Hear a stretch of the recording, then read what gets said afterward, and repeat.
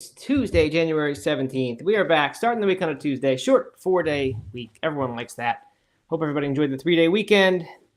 Maybe got some service done. I didn't. I was traveling. I was in Florida. A lot of time on the road. So my service was to my son for driving him around. But I hope other people did for real. And anyway, looking forward to getting into some stuff. Had a few chances to indulge in vegan meats that I avoided. All right, here comes Doug. He's coming on, and he's doing. I have no idea what that move is. What is that, Doug? It's I don't know. It's my new dance move. Just random move. Okay. All right. I think you got to stop doing just random moves. We need like actual things that are kind of funny. Like we say, okay, Doug's doing this today. That's his new thing that his entry was today. Not just like some new body movement that doesn't mean anything. Doesn't count. Okay, all right. Challenge accepted. I will just say, the body movements bring the energy, man, and that's what this is really all about. Because if I just came in and I was looking all chilled, relaxed, then what good would it do? So I agree with that. But just need a little more from you. Okay. All right, Dale's here. Jody Shuck, Mr. Jeffrey, Aaron, my wife. Lots more people too. I'll read some. We always read the familiar names. There's Bowtie Farmer, Urban, Anelia. That's my cousin Breck. Okay, Bowtie Farmer, huh? What does that mean? He's a farmer. Okay, but not bow ties. He wears bow ties. No. Oh, okay, just none of these things. All right. Becky Felton, Kate 03, Mr. Jeffrey here. Wow, Mr. Jeffrey with the early call, 2 out of 10 on my sleep before we even started. Maybe with the maybe my not being so nice at the start of the show. Yeah, coming in grumpy. Yeah, right. Well, good call. Mr. Jeffrey usually has a pretty good handle on things. He assesses the situations pretty well when it comes to this show. Well, I'll get into the sleep thing at the end. But usually he's pretty good with his stuff. Doug, your audio is a little grainy today. I don't know if other people are hearing. I should say your audio and video are both grainy. The video is grainy. The audio is the analog of grainy in audio context. Gravelly. Okay. Let me head out and I'll come right back in.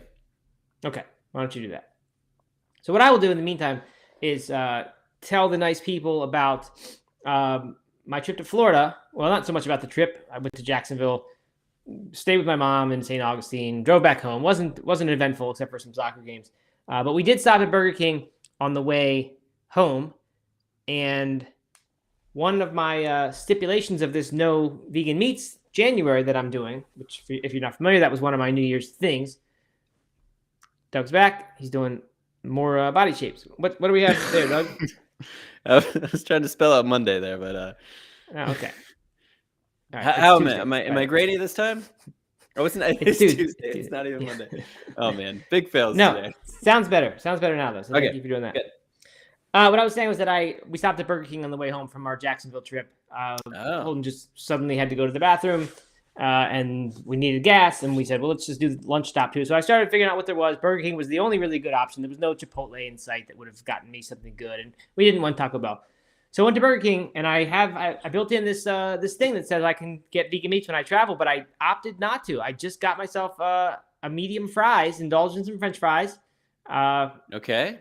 Which Rachel wouldn't like. Our friend Rachel, who hates the potato in all forms, would not like. But I had some French fries; they were pretty good. Holden had an Impossible Whopper, and it was only a 6-hour drive, so I had some snacks and things, and just kind of was able to forego a big lunch. Wow. But I was proud of myself. I didn't really realize I had that kind of conviction or commitment, I guess, better, to this thing. I would have thought no big deal. But when it came time to do it, I thought, you know what, just kind of like keeping this streak going.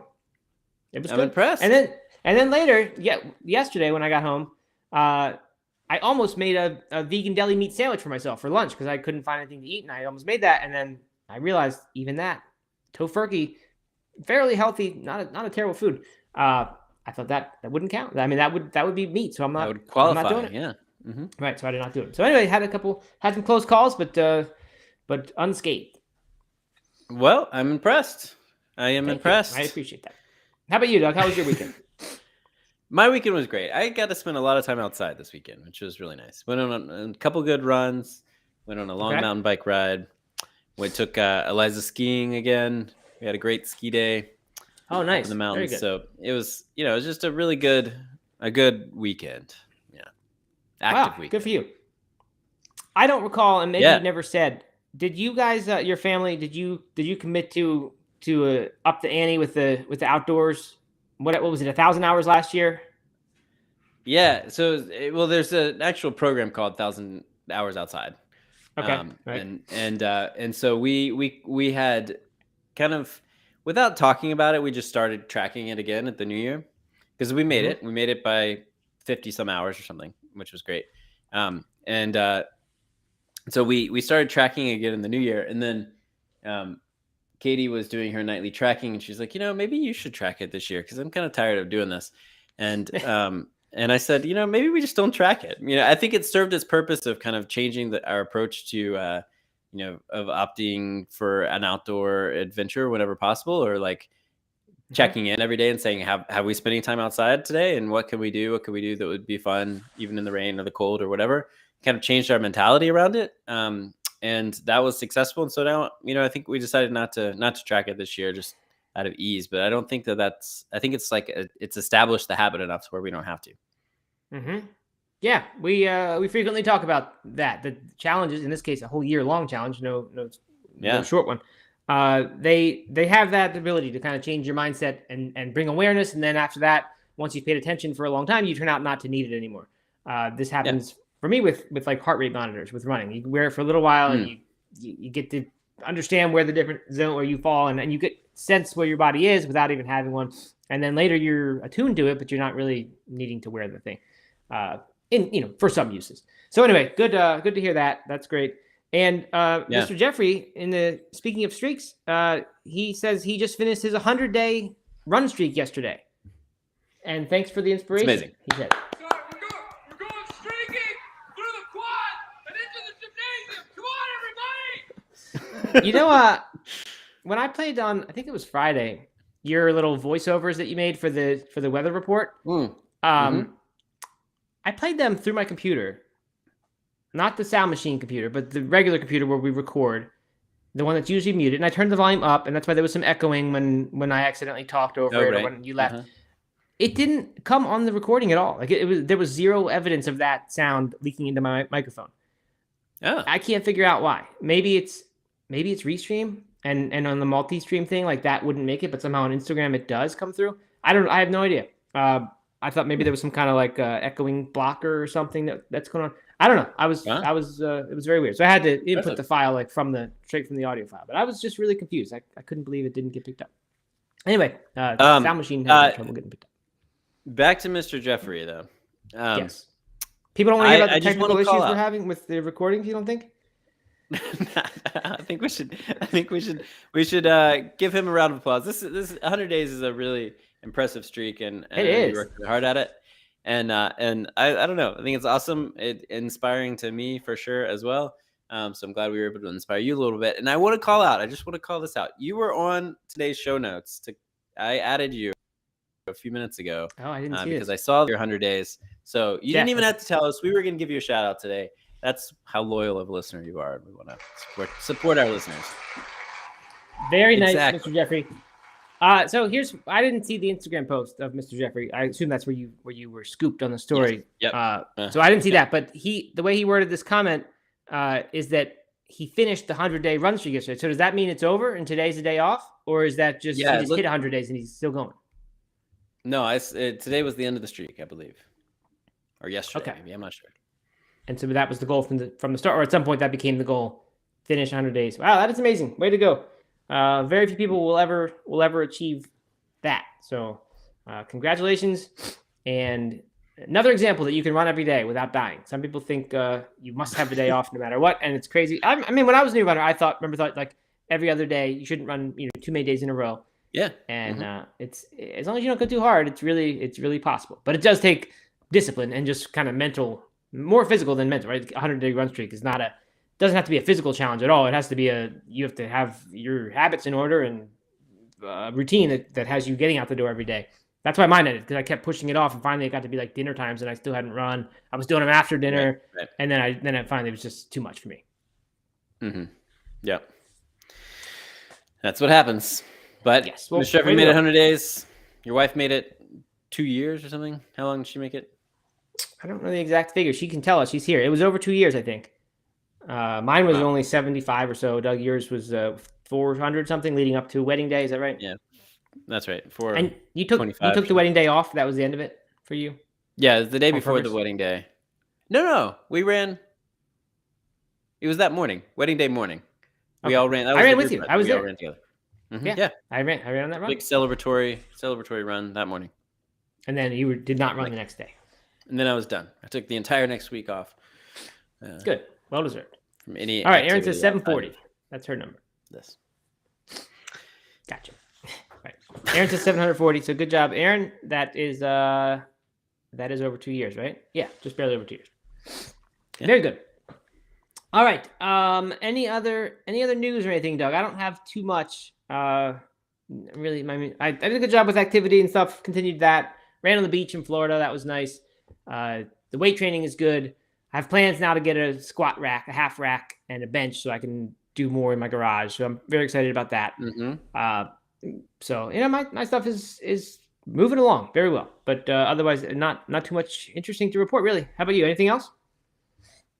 No, not really. I saw something about your daughter. That seemed like big news. Oh yeah, you're right. She won her futsal team. Futsal is indoor soccer played on a court, like a basketball court. They don't have walls, and it's a flat, Okay. hard surface. It's inspired from a game that is Brazilian, I think, in origin, and that came from Brazilian street soccer. So these are heavier ball that won't roll away as easily if you were playing in the street. It doesn't bounce like a soccer ball does. It's just kind of dead when it hits the ground. But it's futsal. It's very good for skill development. It's getting very popular among people who want to become serious soccer players. They play with futsal because there's so much small spaces and so many touches and having to get out of little narrow areas. Anyway, a lot of reasons why futsal is good. But her team, her under 10 girls team, they won the South Atlantic Regional Championships yesterday. So their team is now invited to go to Kansas City for nationals in the summertime, which means I'll probably be going to Kansas City. Yeah, so that was very cool for her. I don't know. There's probably only 6 or 8 regions of that in the country, so they're one of the top teams.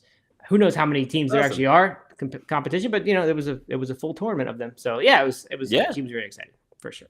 Cool. Very, very cool. Yes. So way to go, Ellery. Okay. All right. Well, Should we let's see. get into the weather report here? Let's get into today's weather. By the way, Steven, I noticed last week, asked for actual weather reports. He wanted to know the local weather where we were doing the show because he just likes that kind of stuff. Steven's that kind of guy. He was a flight attendant. I think he still is. I'm not sure. Traveled all around Europe for that. He's been over to the U.S. to visit us a little bit. He likes going to grocery stores in foreign countries. It's one of his favorite travel habits. That's how you get to see how the locals do it. And it's a good point. If you go to a grocery store, you do get a different taste for where you are than if you just, stay outside and go to the touristy stuff. So anyway, it's 47 and rainy where I am today. 47 degrees. That's Fahrenheit, of course, not Celsius. I can't translate that into Celsius without some Googling, so I'm not going to try.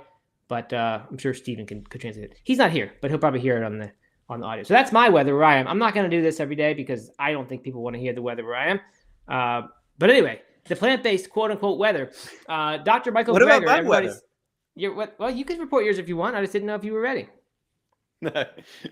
It's it's gonna be warm up today, but I guess more interesting was that it was 42 on this morning's run with the water temperature around 38 is our best guess. Okay, good. A nice guess, huh? Uh-huh. Good. All right, into the not really the weather, but just metaphorically speaking, our weather report.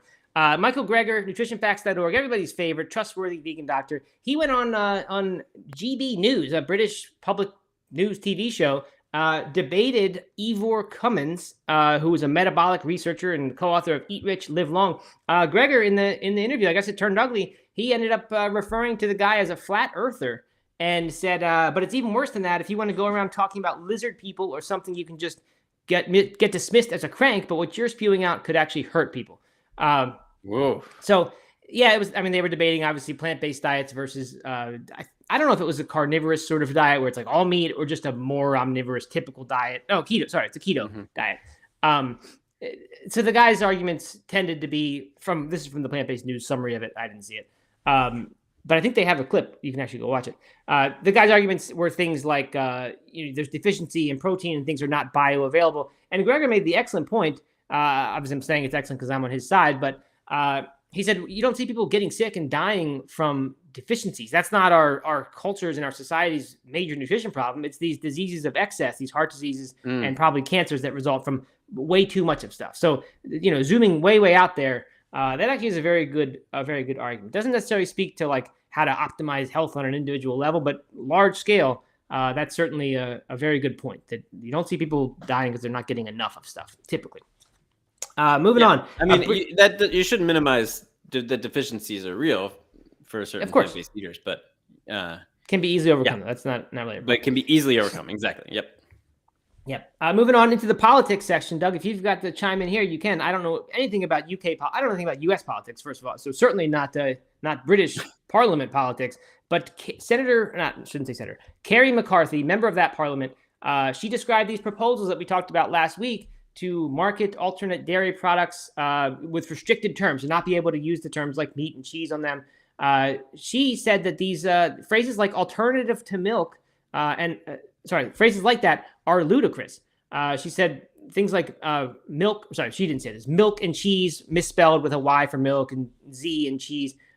They might be forbidden. We've talked about that. That's possible. That's happening. She said, I don't think anyone buying a hot dog actually thinks that it has canine content. Does the minister think that the British public is so stupid to think that a product called oat milk comes from a cow?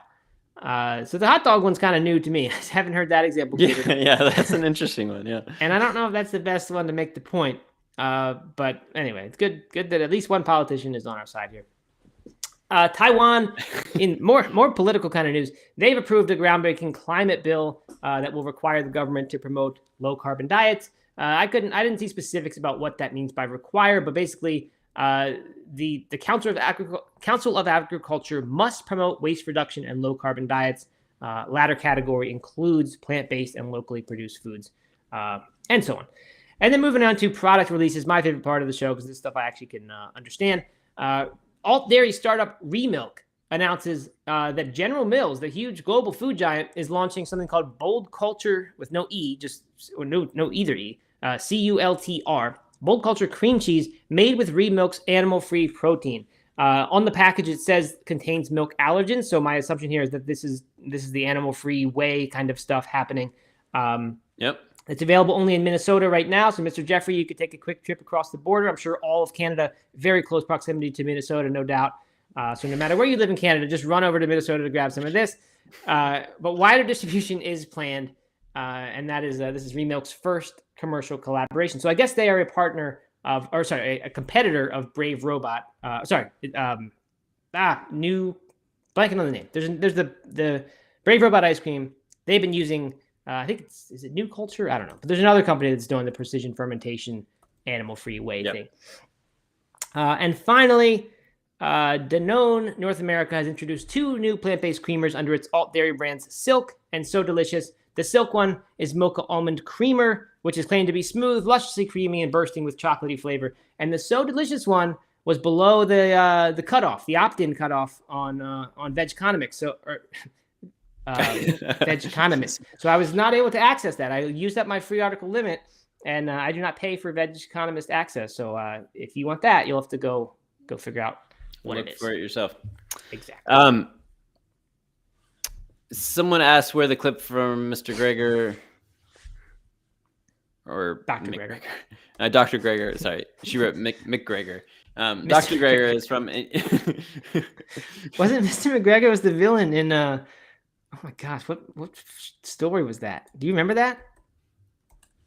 Peter Rabbit. Sounds familiar. The villain Peter Rabbit. I think he was like the farmer who was going to chop up and eat Peter and his friends. Mr. McGregor. All right. That you found it on Plant-Based News. Where was it? Where can people get? Yeah, Plant-Based News had the article about Greger this morning. I don't know for sure if it's there at this moment, but it was on Plant-Based News, and they had the video right in their article. All right, two more things here before we move on. Cream cheese. What's going on with cream cheese? I feel like cream cheese is like the new item, the new chicken or the new burger or whatever. Everyone's putting out cream cheese. Philadelphia's doing is their everywhere. dairy-free cream cheese. Yeah. I don't know. I just feel like there's more and more companies doing cream cheese. It's funny you should say that, Doug, because I didn't want to make the weather report any longer than it had to be because it seemed like a long one today. I need to tighten up those bullet points in the future. But anyway, I had two different non-dairy cream cheeses this weekend at my mom's house. She bought a few for me. One was the one that I asked for, which is the Kite Hill, which makes theirs almost primarily from almonds, almost exclusively from almonds. There's almost nothing else in there. So I consider that a very healthy plant-based cream cheese. And to me, it's one of the best. It tastes very much, maybe not like the real thing, but it just has the most pleasant of the tastes. The other one was from Violife, who's kind of a newcomer maybe not newcomer, but they're newly popular, at least on the vegan cheese scene. People rave about their stuff. That one just tasted like coconuts to me. It tasted like very much coconut oily. So to me, that means less healthy and also it's just not quite I don't know, kind of a distracting flavor. We're having a lot of cream cheese debate in our household right now, because we have it around. We use it from time to time, and the Kite Hill is the best. I think Miyoko's is also very good. It doesn't really taste like cream cheese, but it is a nice, pleasant spread. Yep. But yeah, the Violife, and then oh man, I'm blanking on the other one, but it's pretty common as well. I think at least Follow Your Heart, maybe. Follow Your Heart. Yeah, neither one of those do it for me at all.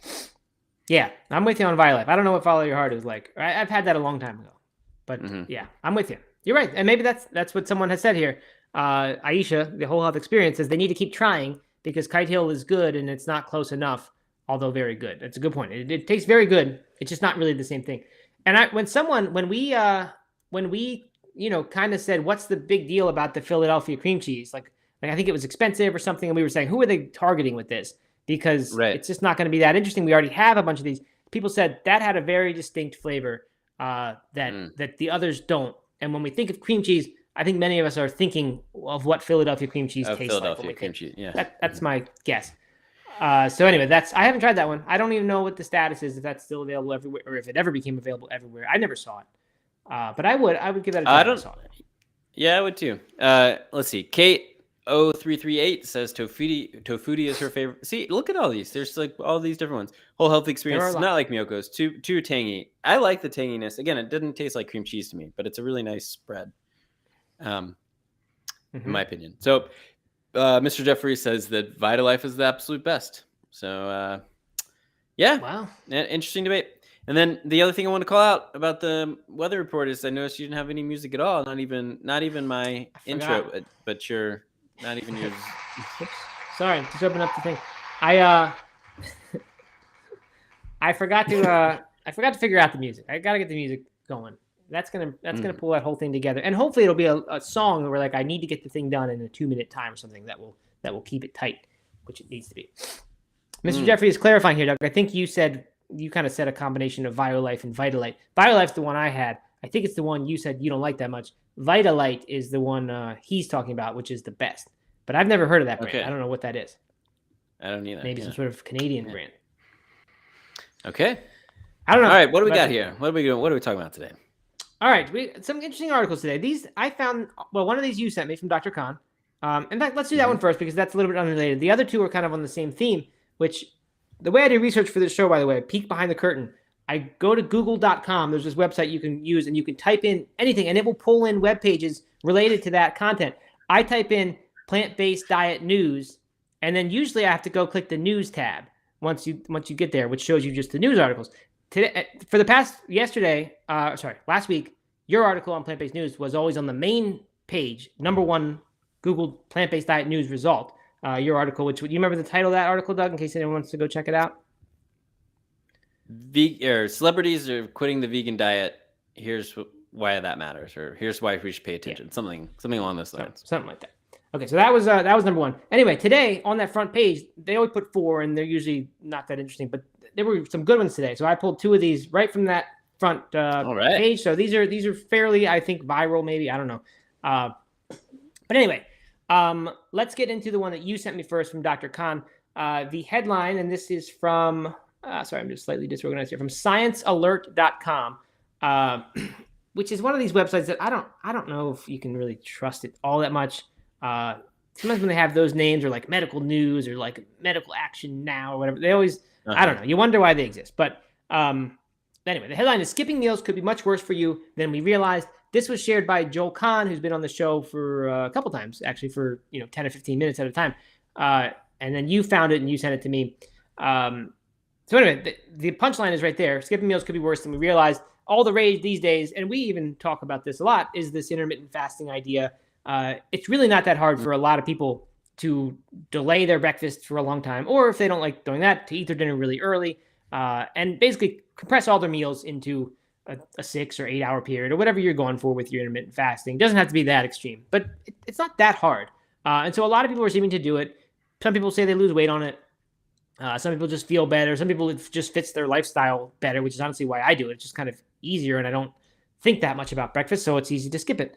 I'd heard kind of whisperings of this before, and I think this article, in their very first study they cite, they mentioned 24,000 U.S. adults over age 40, and in that study, having only one meal a day was linked to a higher mortality risk in general, with skipping breakfast being associated with a greater risk of dying from a cardiovascular disease. And skipping lunch or dinner was associated with a greater risk of all-cause mortality. So Dr. Walter Longo, who's kind of one of the big names in the fasting community, he has the fasting mimicking diet thing. He has a book called The Longevity Diet, and his stuff is pretty good. I like his research in general. He recommends a mostly vegan diet, by the way, with like a maximum of 2 or 3 servings of fish per week. So it's a diet that I do think is probably very healthy, and not far from the ones that most of us eat here. But anyway, he has said, although he likes the intermittent fasting idea, he does say don't actually skip your breakfast because it increases your risk of dying from heart disease. So I'm assuming this is the study he's citing. So they're mentioning this one. I don't really know if this is a brand new study or not. It's hard to say. I mean, I'm guessing it is because the article just came out in January. They don't link, though, from what I could tell, to the actual research. So I don't know. But they talk about some other statistics and things. And I've heard before, when I was on the warrior diet, which was like the one meal a day, OMAD, OMAD, just kind of a dinner time thing, like a late, 4 p.m., just kind of huge meal. I think it was Dr. Khan was kind of arguing against that, saying there's no evidence that this is actually a good thing for people's health. So anyway, that's the gist. Any response here, Doug? I know you're into this intermittent fasting thing a little bit. I am, and no huge response. I guess I'm not seeing it in this article, but in the post that Dr. Khan had, he talked about having a 10 to 12 hour eating window is probably the best for longevity. And I'm just going off the top of my mind here, so don't quote me entirely on this, but that resonated with me. I think that 12 hours, a 12-hour eating window, or even a 10 or 11, but 12 is really, I mean, if you can eat 8 to 8, and that's like no problem. You can get 3 solid meals in that are spaced out, plenty of time in between, and still have a 12-hour break there where you're not snacking at midnight. You're not waking up and the first thing you do is eat. You're having a little bit of time for your body to be awake and not be eating. And like, that just seems logically to me, that just makes sense. And, this is, I don't have a study to say that, but it just makes sense. So reading his post hit home for me, I guess. Yeah, right. Yeah, and I don't have anything to go on here other than logic and how things feel either. I mean, I don't know. You can imagine it doesn't make sense.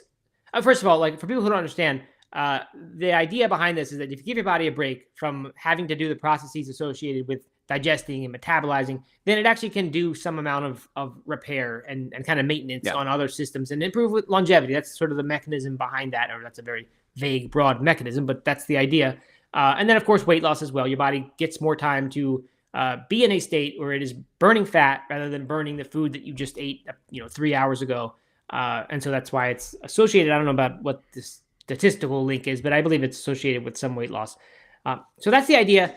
If you think back, just sort of putting a story to this, it does seem a little bit like we're probably meant to have a 12. We're probably meant to not eat when it's dark out. Like, it just seems like that's, if you think how people typically slept and went to bed when the sun went down and got up a little before it came up. Like, we're probably not eating when it's dark, especially when lighting wasn't, artificial lighting wasn't invented. We probably weren't having mealtime when it was dark out. So it makes sense to me that we'd want at least that, 12 hours or so of not eating. And that makes sense. And like you said, that's really not hard to achieve, right? You eat at 8 a.m. and eat at 8 p.m. You're getting still eat pretty early and pretty late in the morning and then at night. Those are, it's a pretty big window, and it's not that hard to do, but it's a lot better than a lot of people do. Like you said, if you have that midnight snack and you eat right away when you get up, your body's only getting 2/3 as much time to be in that rest and fix stuff up state. So, I don't know. I mean, this makes sense. I've like I said, I've heard it from Longo before. I don't know if this is the same study or different, but it seems to me that there are multiple sources now saying this is the case. So I do believe it. I don't know. It's like someone, I think it was Dale Stevens said, I've never been hungry at what time people think breakfast is. 10 or 11 is when my normal hunger might kick in now. And I don't know if that's true for everybody. That's been my experience, especially since eating a plant-based diet. I just feel like I'm just not hungry when I wake up. And maybe that's natural and just how we all will go that direction after eating a healthy diet for a while. Or maybe some people really are just always going to want to eat when they wake up. I don't know. But that's what I do. I think some people are. I think some people just wired for that. Really want that food. Yeah, just wired for that. But I would wonder if it's trainable though. I mean, I know like when I first started exploring with intermittent fasting, 10 or 11 felt really late to not have any food. Mm-hmm. And that no longer feels the case to me now. Yeah, I mean, you've got to imagine there's a psychological component that you want this comfort or the habit thing, right? And certainly that part would be trainable. You would imagine. I don't know about the actual physiological part. Can you actually train your body to no longer have the hunger signals? And maybe you can. I don't know. But interesting, good stuff. I do more or less what Dale said. I wait till, I actually am hungry, which is usually around 10. I do drink coffee pretty much first thing. I try to wait for a little bit, but, right away. And then I'm just not really hungry until 10 or 11. But I do usually eat a banana or a Lara bar or something. So I don't know if that counts. I don't know if that would get me out of the woods with this increased risk of cardiovascular disease. Certainly don't want that. There's very little talk about calories here. There's no talk in this article at all about calories. And, Whole Health Experience brought up a good point. A lot of people equate intermittent fasting to just eating less, which, it's not. Most, the idea is that you're getting the same amount of calories, just in a shorter window. And so they're not really talking about this. What constitutes a meal, whether it's a banana for some fruit, maybe some nuts, something like that, or if you're actually, looking at 800 calories. Right. Yeah, we do not know that. I correct what I last said. There is a link to the study at the very bottom of this article if you scroll all the way down, which I didn't in my haste of preparing for the show. This study was published in the Journal of the Academy of Nutrition and Dietetics, and it was published in August 2022. So that would be different from the thing that Longo cited, because I read that book sometime in 2020 or so, and I'm assuming they're not just using that old data. So that would then make multiple studies saying the same thing. So therefore, higher likelihood of being true. Okay. All right. Moving on. So this is an interesting one. It's from thedailybeast.com, which I must admit, when I first saw that, I thought that's that YouTube guy who everyone's talking about, who makes these really expensive videos and he has billions of followers. But then I realized that, of course, is Mr. Beast, not the Daily Beast. Oh my God. Oh man. And I still not have seen I've still not seen a Mr. Beast video. So as popular as he is, I have managed to avoid him. So he has not reached everyone just yet. Anyway, this is an opinion piece by a guy named Brian Kateman, who I guess I'll just go to the bottom, and I didn't realize this till the end. He's the founder of this movement. I just scrolled too far and lost access or something. These walls they put up now. Anyway, his article, the title is "Veganism is Impossible Because People Aren't Perfect." So I read that and I thought, okay, it's going to be one of these trashing vegans posts. Then the subheadline says, "If we all consumed fewer animal products, the world would be much better off than if only a tiny minority went vegan." And so that I completely agree with. That's one of these, maybe a little bit unpopular among the vegan purists or the old school vegans who you just want everybody to be vegan and nothing's good enough if it's not vegan. But that's definitely where I fall. Is that like it's a really good thing when a whole lot of people go a little bit closer towards vegan rather than going all the way, having a few people go all the way. Anyway, for further background, I scroll down to the bottom. He is the president, the author of this article, the president and co-founder of the Reducitarian Foundation, a nonprofit organization dedicated to reducing societal consumption of animal products. So he wants what we want. His way of going about it with this article is interesting. I mean, that's a strange headline.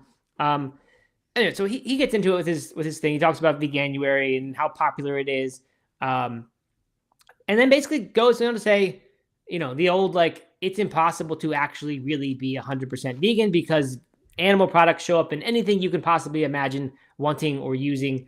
I forget some of the examples he gives: vaccines, medications, in gelatin capsules, which by the way is not that hard to avoid if you're talking about supplements. Yeah. I don't know about certainly some medications maybe you can't get, but medical treatments that include animal products that were tested on animals. So we've all seen these things where someone points out that all these things are non-vegan. So even if you're trying to be vegan, you can't, and you're not. And then he talks about the if you're walking through the grass, then you're killing insects, or if you're riding your bike, then you're right. Makes that whole crazy argument. So I don't know where I first read it. I think it was somewhere from. It could have been from PETA. It could have been from like an SPCA type thing. But they basically said that the definition of vegan, and I don't know who made this definition or if it was official according to some organization, but it was about trying as hard as you can, and it was about doing everything you can, kind of within your power. And obviously, there's a line there, right? Because we all have the power not to walk on grass if we wanted to avoid smashing bugs, but like it's not really practical at all to live that way. So there's subjectivity still in what is trying your hardest. You could not own a car. You could not. I don't know if jet flights are related to animals, but I'm sure parts of jets come from animals, right? Yeah. Just like parts of cars come from animals. And he called that out too. That flights disrupt animal habitats and also kill a bunch of are known to kill a bunch of animals, sucking them through the birds. Okay. Yeah. So it's weird that to me, this person who seems to be kind of informed or involved in these movements hasn't ever seen that counter argument to this whole thing, which is almost a joke when people try to do this argument, right? We've all seen it so many times. So it's odd that he makes that the crux of his argument, that like it's really impossible to be vegan. Therefore, let's all just be reducitarians, which is his thing, and let's all like eat less animal products because it's just too hard to be vegan. I don't know. Like I agree with the punchline, like, and I think it's great, and it's the way most people are going to, like, certainly most people just won't ever be vegan. They're not willing to deal with the inconveniences. But barring these, or leaving out these things that are like just impractical, that even serious vegans don't do, which is like avoid walking on grass.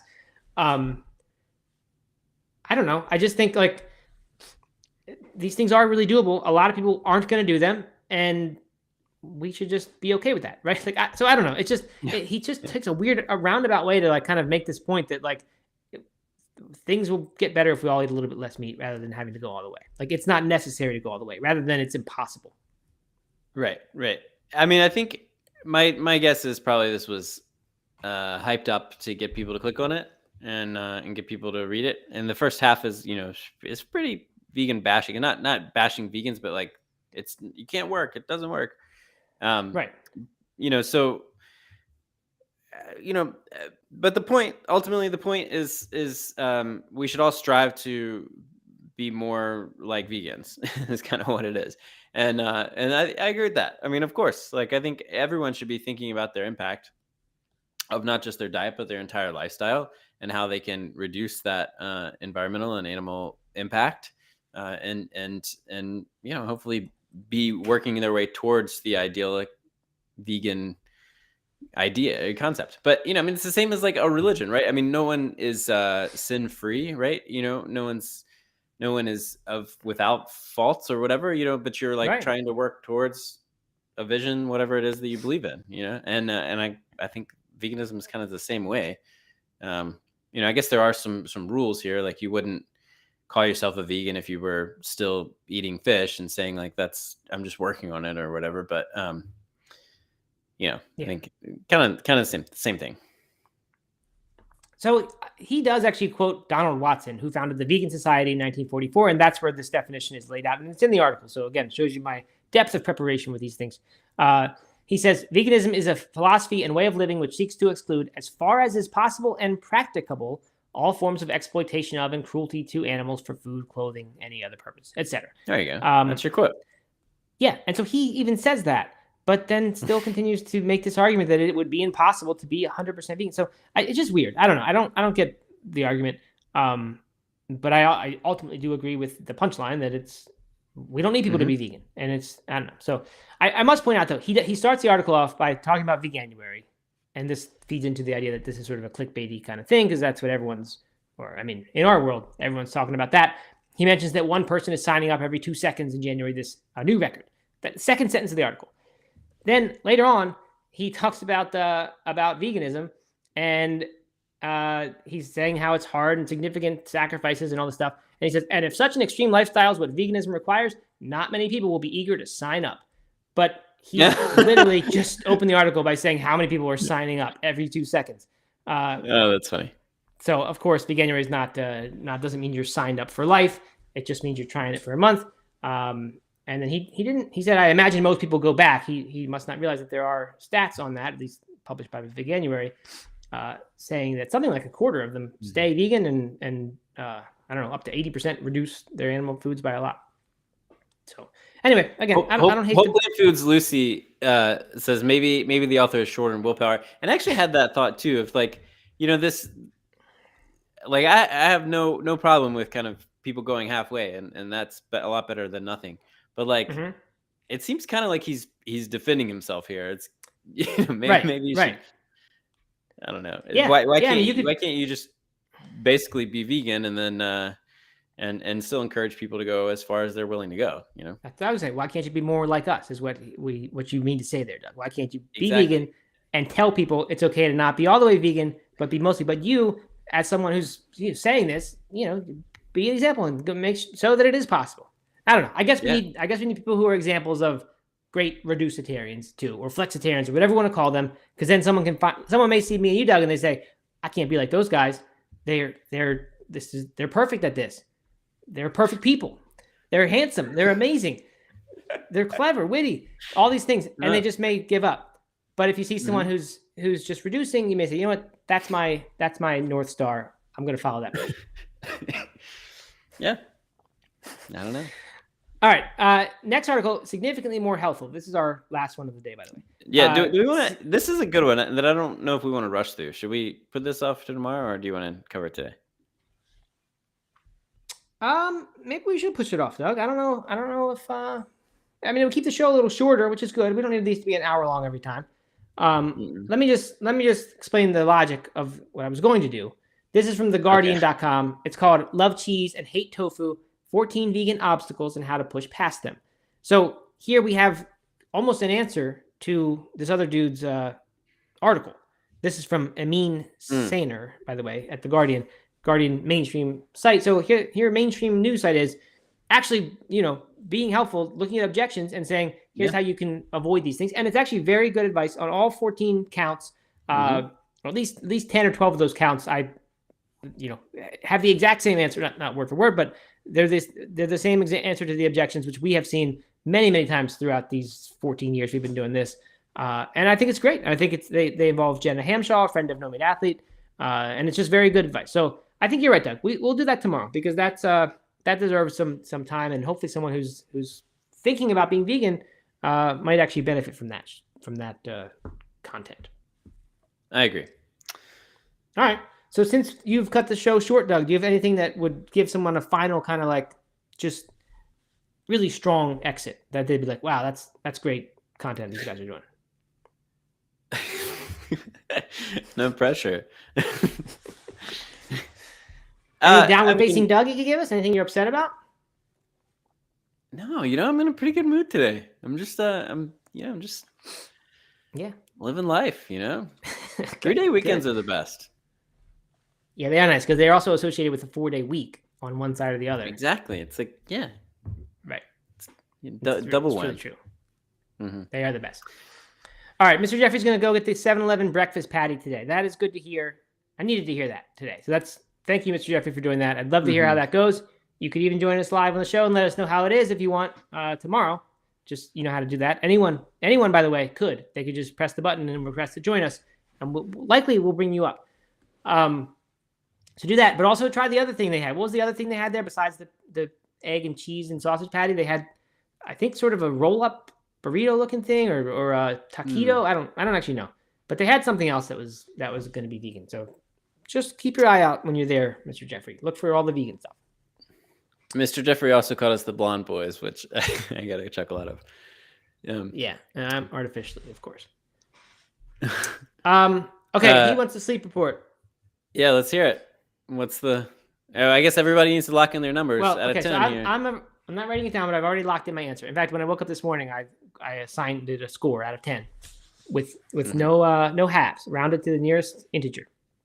Okay, I'm gonna say 5. You don't seem super rested. I think 2 might be a little strong. Although you did come in pretty negative there, Yes, right? 2 from the top. Yep, I did. Whole Health Experience says 5 out of 10. By the way, I've been continuing to take my lettuce extract pills. I'm not sure if they're working. I kind of want to add which is kind of a hint there, but I'm going to add a little romaine salad every night just to really top off the tank with the romaine extract or romaine, the good stuff, whatever it's called. There's some sort of compound in lettuce, and I forget what it's called. Whole Plant Foods Lucy says 8 out of 10, and the Whole Health Experience says, yeah, Doug. I don't know what that is about. We both said 5 out of 10. I think we're agreeing. Oh, okay. And Mr. Jeffrey says I earned back a few points through the show, so that's good.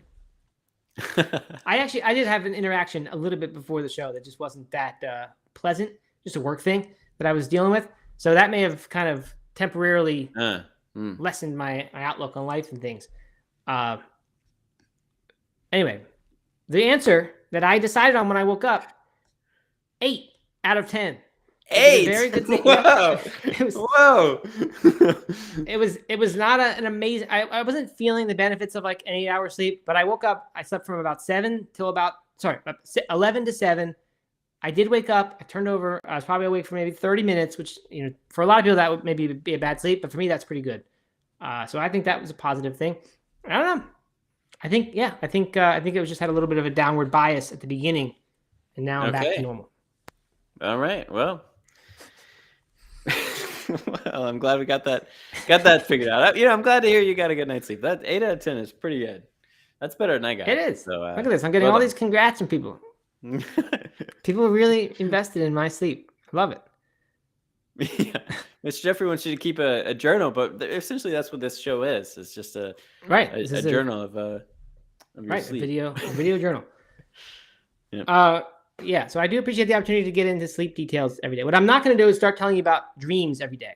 I think dreams is the most boring thing people can tell. If you want to have a boring story, tell me about your dream last night and just get into all the details that are so important to you, but are so boring to me. I don't want to hear about your dreams. So I'm not going to tell you about mine. I had a very impactful dream last night that has hung with me all day today. And because I completely 100% agree with you that no one ever wants to hear about dreams, I didn't even bring it up. But it was like it was one of these dreams. It's like just like lingering in my head ever since. And so of course I want to talk about it, but no, I'm not going to, because who wants to hear about dreams? Right. Yeah, exactly. And that's enough. I'm interested in that. I can relate to that. I understand how that feels, and it is a powerful, impactful thing when you have a hard hitting dream. The content of that dream though is only interesting to you, and you try to make it interesting to other people, and it's just not, because they didn't have the dream. It just doesn't resonate with them. Whole Health Experience wants to hear it in 30 seconds left. If you had a dream about fake meat, Doug. Was your dream about fake meat? It wasn't about fake meat. No, it was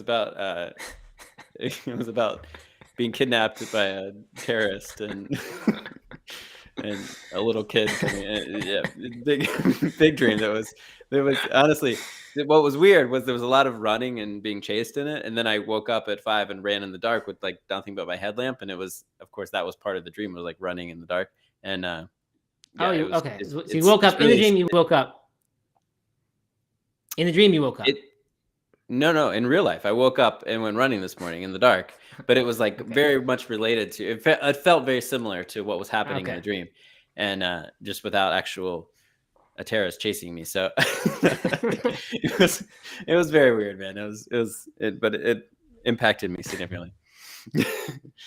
Okay, there we go. We did some dream content. The last minute or so was good. People liked it. Okay.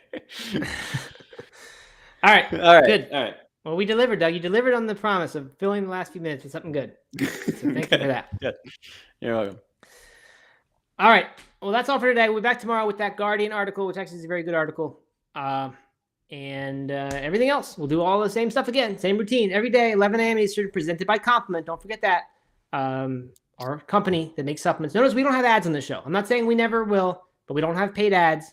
And that's why we now and then mention that Compliment. So please check out Compliment. It's lovecompliment.com. You can support. You can get the multivitamin delivered. You can get our new Insight program where you get testing, diagnostics, and then you get the vitamins that match what you need delivered. All kinds of good stuff. So check that out. Lovecompliment.com. And check this show out. Subscribe anywhere you want. Great numbers are happening with the podcast on iTunes. So please keep it up. Compliment with an E, as Mr. Jeffrey points out. That's right. Good point. Love Yeah. Compliment. Yep. And actually, right now while we're doing a plug, I'll wrap it with this plug. Right now, through the month of January, when you start a new subscription, you'll get 20% off your first 3 orders, which is a better deal than we ever run on subscriptions. So wow, good time to start one of those new subscriptions. But wait, there's more. We're gonna throw in more if you order today, right, Doug? Can we find something that we're gonna give people if they order today? No, shout out tomorrow. Send us your receipt and you'll get a shout out. Hey, I have to send the proteins out. I have not sent the proteins out to Mr. Jeffrey or Helen, who won them last week. So I apologize for not being in touch. I have their addresses. I need to get those out. That will happen. And then we'll do another giveaway of some kind maybe this week. We'll figure out something to give away. Yeah. Sweet. Okay. All right. Thanks, everyone. We will be back tomorrow. See you then. Okay, bye. Bye.